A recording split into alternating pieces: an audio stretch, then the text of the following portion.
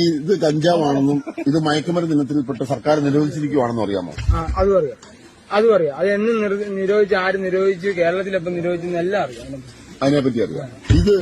ഈ പറയുന്ന സംഭവം മയക്കുമരുന്ന് വെച്ചിട്ട് കേരളം മുഴുവൻ ഡ്രഗ്സിന് അഡിക്റ്റ് ആയിട്ടുള്ള ഒരു കൂട്ടം ആൾക്കാരാണെന്നുള്ളതിനെ പറ്റി അറിയാമോ? അതല്ല, അതിനെ ഒരു കൂട്ടം ആൾക്കാരാണ്. എന്നെ സാറിന് ഇപ്പൊ ഒരു പഞ്ചായത്തിൽ 1000 പേരുണ്ടെങ്കിൽ അതിലൊരു 10 പേരെ കഞ്ചാവ് അടിക്കുന്നുള്ളൂ. പക്ഷെ ഈ 1900 പേരും മദ്യം അടിക്കുന്നു. അപ്പൊ ഒരു സ്ഥലത്ത് പ്രശ്നം നടന്നു കഴിഞ്ഞാൽ ഏറ്റവും കൂടുതൽ പ്രശ്നം ഉണ്ടാക്കുന്ന മദ്യം കൊണ്ടല്ലേ. പക്ഷെ പിടിക്കുമ്പോൾ ജനങ്ങൾ പറയുന്ന ഉണ്ടാക്കുന്നതാണ് കഞ്ചാവ്.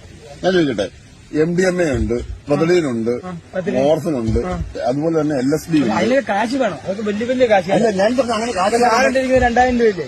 ഈ 2000 രൂപയുടെ ഡബിൾ വേണം MDMA മേടിക്കാൻ. ഞാൻ പറഞ്ഞു 2000 രൂപ നീ ഇത് വിറ്റിട്ട് കിട്ടിയ കാശാണ്. പക്ഷെ ഈ 2000 ഡബിൾ വേണം MDMA മേടിക്കാൻ. അപ്പൊ ആരും പോവോ? ഞാൻ പോകത്തില്ല ഒരിക്കലും. എനിക്കത് എത്ര പങ്കുണ്ടെങ്കിലും ഞാൻ MDMA കാശ്. അപ്പൊ നീ ഇപ്പോഴും വിചാരിക്കുന്നതും വിശ്വസിക്കുന്നതും ഈ മയക്കുമരുന്ന് വിൽക്കുന്നത് തെറ്റല്ലാന്നാണ്? മയക്കുമരുന്നെല്ലാം തെറ്റാണ്. ആശുപത്രി മയക്കുമരുന്നാണോ? ഇല്ല, ഇത് മയക്കുമരുന്നിന്റെ കൂട്ടത്തിൽ സർക്കാർ 85 പെടുത്തിയത് വെറും 29 വർഷമായി.